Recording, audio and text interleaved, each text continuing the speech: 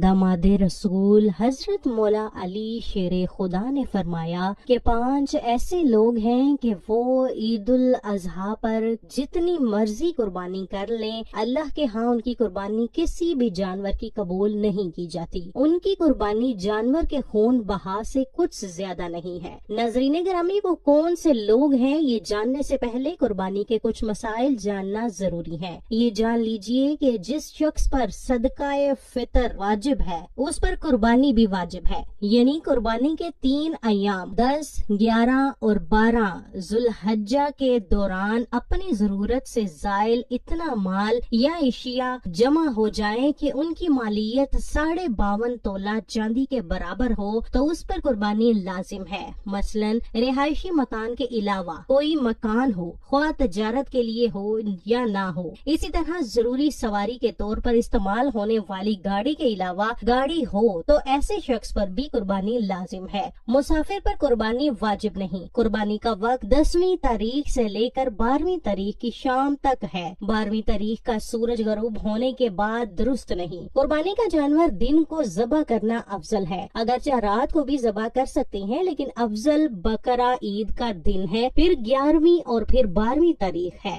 शहर और कस्बों में रहने वालों के लिए ईद उल अजहा की नमाज पढ़ लेने से कबल कुर्बानी का जानवर ज़बह करना दुरुस्त नहीं है। देहात और गांव वाले सुबह सादे के बाद फजर की नमाज से पहले भी कुर्बानी का जानवर ज़बह कर सकते हैं। अगर शहरी अपना जानवर कुर्बानी के लिए देहात में भेज दे तो वहाँ उसकी कुर्बानी भी नमाज ईद से कबल दुरुस्त है और ज़बह कराने के बाद उसका गोश्त मंगवा सकता है। अगर मुसाफिर मालदार हो और किसी जगह 15 दिन कयाम की नियत करे या 12वीं तारीख को सूरज गरूब होने से पहले घर पहुंच जाए या किसी नादार आदमी के पास 12वीं तारीख को गरूब शम्स से पहले इतना माल आ जाए कि साहिब निसाब हो जाए तो इन तमाम सूरतों में उस पर कुर्बानी वाजिब हो जाती है। नीज अगर मुसाफिर मालदार हो, दौरान सफर कुर्बानी के लिए रकम भी हो और वो 15 दिन से कम अरसा के लिए रिहाइश पजीर होने के बावजूद बाआसानी कुर्बानी कर सकता हो तो कुर्बानी कर लेना बेहतर है। कुर्बानी का जानवर अपने हाथ से ज़बह करना ज्यादा अच्छा है।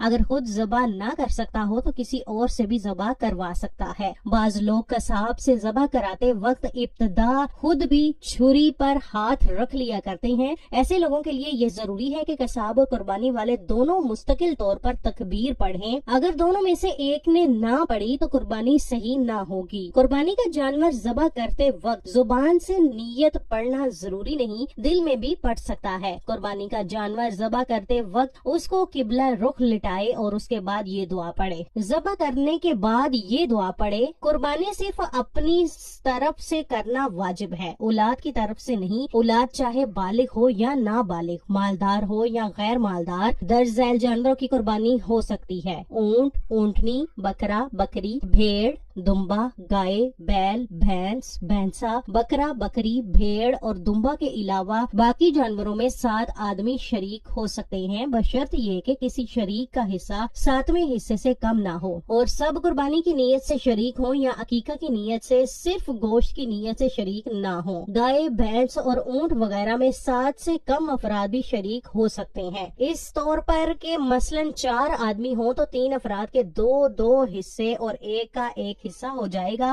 नीज अगर पूरे जानवर को 4 हिस्सों में तकसीम कर ले ये भी दुरुस्त है, या ये कि 2 आदमी मौजूद हों तो निस्फ भी तकसीम कर सकते हैं। इसी तरह अगर कई अफराद मिलकर एक हिस्सा एसाले सवाब के तौर पर करना चाहें तो भी जायज है। अलबत्ता जरूरी है कि सारे शिरका अपनी अपनी रकम जमा करके एक शरीक को हबा कर दें और वो अपनी तरफ से कुर्बानी कर दे। इस तरह कुर्बानी का हिस्सा एक की तरफ से हो जाएगा और सवाब सबको मिलेगा। अगर कुर्बानी का जानवर इस नीयत से खरीदा जाए कि बाद में कोई मिल गया तो शरीक कर लूंगा और बाद में किसी और को कुर्बानी या अकीका की नीयत से शरीक किया तो कुर्बानी दुरुस्त है। और अगर खरीदते वक्त किसी और को शरीक करने की नीयत ना थी बल्कि पूरा जानवर अपनी तरफ से कुर्बानी करने की नीयत से खरीदा था तो अब अगर शरीक करने वाला गरीब है तो किसी और को शरीक नहीं कर सकता और अगर मालदार है तो शरीक कर सकता है, अलबत्ता बेहतर नहीं। एक जानवर कुर्बानी करने के लिए खरीदा اگر اس کے بدلے دوسرا حیوان دینا چاہے تو جائز ہے، مگر یہ لحاظ رکھنا ضروری ہے کہ دوسرا حیوان کم از کم اسی قیمت کا ہو۔ اگر اس سے کم قیمت کا ہو تو زائد رقم اپنے پاس رکھنا جائز نہیں بلکہ صدقہ کرنا ضروری ہے۔ ہاں، اگر زبانی طور پر جانور کو متعین نہ کیا ہو بلکہ یہ ارادہ کیا ہو کہ اگر اچھی قیمت میں فروخت ہو رہا ہو تو فروخت کر دیں گے، اس صورت میں اصل قیمت سے زائد رقم اپنے پاس رکھنے میں کوئی حرج نہیں۔ قربانی کا جانور گم ہوا، اس کے بعد دوسرا خریدا، اگر قربانی کرنے والا امیر ہے تو ان دونوں جانوروں میں سے جس کو چاہے ذبح کرے، جبکہ غریب پر ان دونوں جانوروں کی قربانی واجب ہوگی۔ قربانی کے جانور میں اگر کئی شرکا ہیں تو گوشت وزن کر کے تقسیم کریں۔ بھیڑ بکری جب 1 سال کی ہو جائے، گائے بھینس 2 سال کی اور اونٹ 5 سال کا ہو تو اس کی قربانی جائز ہے، اگر اس سے کم ہے تو جائز نہیں۔ ہاں، دمبا اور بھیڑ نہ کہ بکرا اگر اتنا موٹا تازہ ہو کہ سال بھر کا معلوم ہو تو اس کی قربانی بھی جائز ہے۔ موجودہ دور میں جانوروں کو تول کر وزن کر کے خرید و فروخت کرنا بھی جائز ہے، ایسی قربانی بلا شبہ درست ہے۔ قربانی کا جانور اگر اندھا ہو یا ایک آنکھ کی 1/3 یا اس سے زائد روشنی جاتی رہی ہو، یا ایک کان 1/3 یا اس سے زیادہ کٹ گیا ہو، یا دم 1/3 یا اس سے زیادہ کٹ گئی ہو تو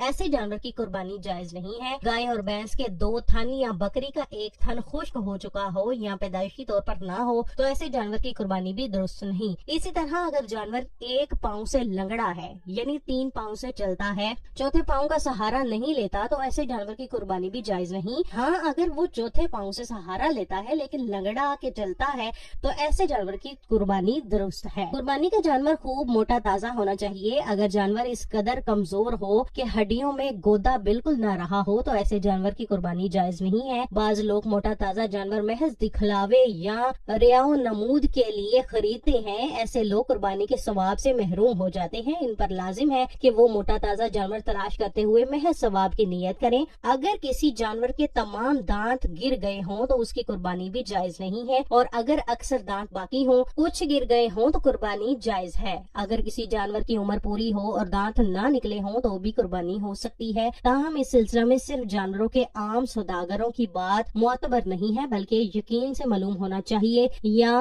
یہ کہ خود گھر میں پالا ہوا جانور ہو تو اس کی قربانی کی جا سکتی ہے۔ جس جانور کے پیدائشی کان ہی نہ ہو اس کی قربانی جائز نہیں ہے۔ اگر کسی جانور کے سینگ بالکل جڑ سے ٹوٹ چکے ہوں، اس طور پر کہ دماغ اس سے متاثر ہو، تو ایسے جانور کی قربانی جائز نہیں، اور اگر معمولی ٹوٹے ہوں یا سرے سے سینگ ہی نہ ہو جیسے اونٹ تو بلا کراہت جائز ہے۔ اسی طرح گائے، بکری وغیرہ اگر پیدائشی سینگ نہ ہوں تو اس کی قربانی بھی جائز ہے۔ خارش زدہ جانور کی قربانی جائز ہے، البتہ اگر خارش کی وجہ سے بے حد کمزور ہو گیا ہو تو پھر جائز نہیں۔ اگر قربانی کے جانور میں کوئی عیب پیدا ہو جس کے ہوتے ہوئے قربانی درست نہ ہو تو مالدار شخص کے لیے یہ ضروری ہے کہ دوسرا جانور اس کے بدلے خرید کر قربانی کرے۔ غریب ہے تو اسی جانور کی قربانی کر سکتا ہے۔ اگر قربانی کے جانور کو ذبح کرنے کے لیے گراتے ہوئے کوئی عیب پیدا ہو جائے، مثلا ٹانگ کی ہڈی ٹوٹ جائے یا سینگ وغیرہ ٹوٹ جائے، تو اس کی قربانی پر اثر نہیں پڑے گا، البتہ جانور کو گراتے وقت احتیاط کرنا چاہیے۔ قربانی کے جانور کے لیے بہتر ہے کہ 3 حصے کرے، ایک حصہ اپنے لیے رکھے، ایک حصہ اپنے رشتہ داروں کو دے اور ایک حصہ فقراء اور مساکین کو دے، لیکن اگر سارے کا سارا اپنے لیے رکھے تب بھی جائز ہے۔ قربانی کی کھال کسی کو خیرات کے طور پر دے یا فروخت کر کے اس کی قیمت فقراء کو دے، البتہ اگر کسی دینی تعلیمی مدرسے اور جامعہ کو دے دے تو سب سے بہتر ہے، کیونکہ علم دین کا احیاء سب سے بہتر ہے۔ قربانی کی کھال کو اپنے مصرف میں بھی لایا جا سکتا ہے، اس طور پر کہ اس کا عین باقی رہے، مثلا مسلح بنائے یا رسی یا چھلنی بنائے تو درست ہے۔ قربانی کی کھال کی قیمت مسجد کی مرمت یا امام و مؤذن یا مدرس یا خادم کی تنخواہ میں نہیں دی جا سکتی، نہ اس سے مدارس کی تعمیر ہو سکتی ہے اور نہ شفا خانوں اور دیگر رفاہی اداروں کی۔ قربانی کی کھال کسائی کو اجرت میں دینا جائز نہیں۔ اگر کسی کی قربانی کی کھال چوری ہو گئی یا چھن گئی تو اسے چاہیے کہ وہ کھال کی رقم صدقہ کر دے، اگر استطاعت نہ ہو تو کوئی حرج نہیں، قربانی پر فرق نہیں پڑے گا۔ اگر قربانی کے 3 دن گزر گئے اور قربانی نہیں کی تو اب ایک بکری یا بھیڑ کی قیمت خیرات کر دے، اور اگر جانور خریدا تھا مگر قربانی نہیں کی تو بینہ وہی جانور خیرات کر دے۔ ایصال ثواب کے لیے قربانی کا گوشت خود بھی کھا سکتا ہے اور دوسروں کو بھی کھلایا جا سکتا ہے۔ اگر کسی جانور کے حکم کے بغیر اس کی طرف طرف سے قربانی کی تو قربانی نہیں ہوگی. اسی طرح اگر کسی شخص کو اس کے حکم و اجازت کے بغیر قربانی میں شریک کیا تو کسی کی بھی قربانی نہیں ہوگی. اسی طرح اگر حصہ داروں میں سے کوئی ایک صرف گوشت کی نیت سے شریک ہے تو کسی کی قربانی صحیح نہ ہوگی. قربانی کا گوشت غیر مسلم کو بھی دے سکتے ہیں، البتہ کسی کو اجرت میں نہیں دے سکتے. گابن جانور کی قربانی صحیح ہے. اگر بچہ زندہ نکلے تو اس کو بھی ذبح کر دیں اور گوشت آپس میں تقسیم کرنے کی بجائے صدقہ کر دیا جائے. قربانی کے جانور کے بال کاٹنا یا دودھ دھونا درست نہیں ہے. اگر کسی نے ایسا کیا تو اسے صدقہ کرے. اگر بیچ دیا تو اس کی رقم کو صدقہ کرنا واجب ہے. جو شخص قربانی کرنا چاہے اس کے لیے مستحب یہ ہے کہ یکم ذی الحجہ سے قربانی کا جانور ذبح ہونے تک نہ اپنے جسم کے بال کاٹے اور نہ ناخن. البتہ اگر زیر ناف اور بغل کے بالوں پر 40 روز کا عرصہ گزر چکا ہو تو ان بالوں کی صفائی کرنا بہتر ہے. قربانی کا گوشت 3 دن سے زیادہ تک بھی رکھ سکتے ہیں. جانور ذبح کرنے کے لیے چھری خوب تیز ہونی چاہیے تاکہ جانور کو تکلیف نہ ہو. اگر کوئی شخص اپنی قربانی کا گوشت سارا کا سارا کسی اور کو کھلا دے، خود کچھ بھی نہ کھائے، تو ایسا کر سکتا ہے. خصی جانور کی قربانی جائز بلکہ افضل ہے کیونکہ اس میں دوسروں کی بنسبت گوشت زیادہ ہوتا ہے. ذبح کرتے وقت تکبیر کے علاوہ کچھ اور نہیں کہنا چاہیے،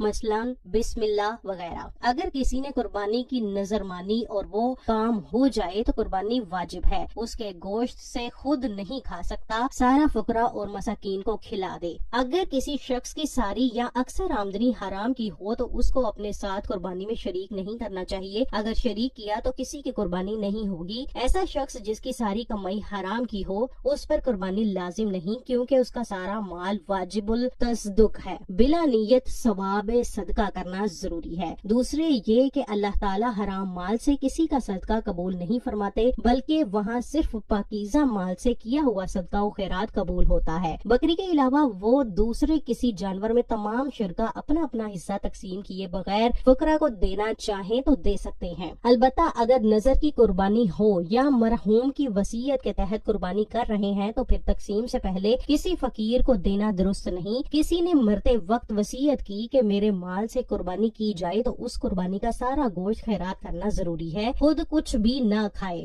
حضرت علی شیر خدا نے فرمایا 5 لوگوں کی قربانی اللہ پاک قبول نہیں کرتا. نمبر 1 ماں باپ کی نافرمان اولاد کی قربانی قبول نہیں کی جاتی. نمبر 2 شرک کرنے والے کی قربانی اللہ پاک قبول نہیں فرماتا. نمبر 3 حرام مال کھانے اور حرام مال کھلانے والے کی قربانی اللہ پاک کبھی قبول نہیں فرماتا. نمبر 4 اللہ پاک سود خور کی قربانی قبول نہیں فرماتا. اور نمبر 5 ایسا شخص جو صرف دکھلاوے کے لیے قربانی کا جانور لائے اور اسے ذبح کرے تو اللہ پاک شو بازی کرنے والے کی کبھی قربانی قبول نہیں فرماتا. اللہ تعالیٰ امت مسلمہ کو قربانی کی روح اور حقیقت سمجھنے اور اس پر عمل کرنے کی توفیق عطا فرمائے.